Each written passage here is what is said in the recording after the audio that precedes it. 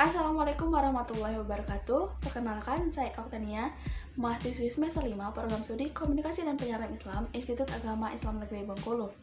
Untuk video kali ini, saya akan sedikit membahas materi mengenai sistem komunikasi. Yang pertama, ada atraksi interpersonal. Adalah kesukaan pada orang lain, sikap positif, dan daya tarik seseorang. Semakin tertarik kita dengan orang lain, maka semakin besar kecenderungan kita untuk berkomunikasi dengan orang lain. Atraksi interpersonal timbul oleh adanya faktor-faktor baik yang bersifat personal maupun situasional. Faktor personal. Yang pertama, ada kesamaan karakteristik personal, ditandai dengan adanya kesamaan dalam nilai-nilai, sikap, keyakinan, tingkat atau status sosial, ekonomi, agama, ideologi, dan lain-lain. Yang kedua, ada tekanan emosional. Orang yang berada di bawah tekanan emosional, stres, bingung, cemas, akan menginginkan kehadiran orang lain untuk membantunya, sehingga kecenderungan untuk menyukai orang lain akan semakin besar. Kemudian, yang ketiga ada harga diri yang rendah. Orang yang harga diri rendah cenderung mudah untuk menyukai orang lain. Orang yang merasa penampilannya kurang menarik akan mudah untuk menerima persahabatan dari orang lain. Kemudian yang keempat ada isolasi sosial.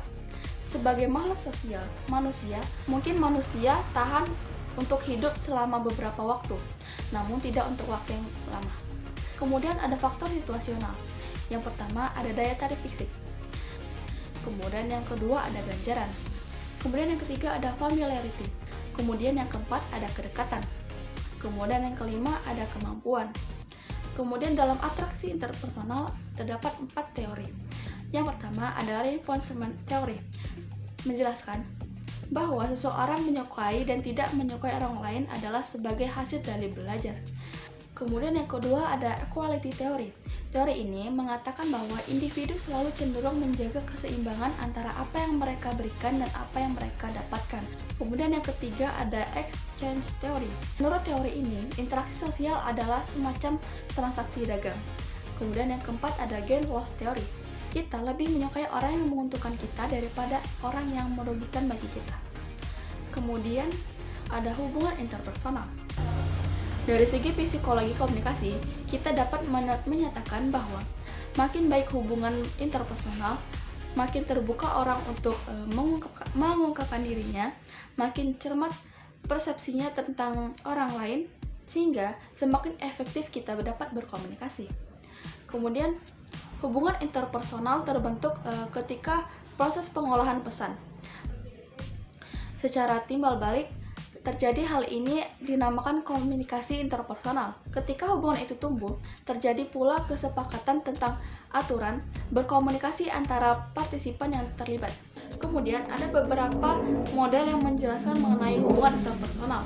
Yang pertama ada model pertukaran sosial. Model ini memandang hubungan interpersonal sebagai suatu transaksi dagang. Kemudian yang kedua ada model peranan.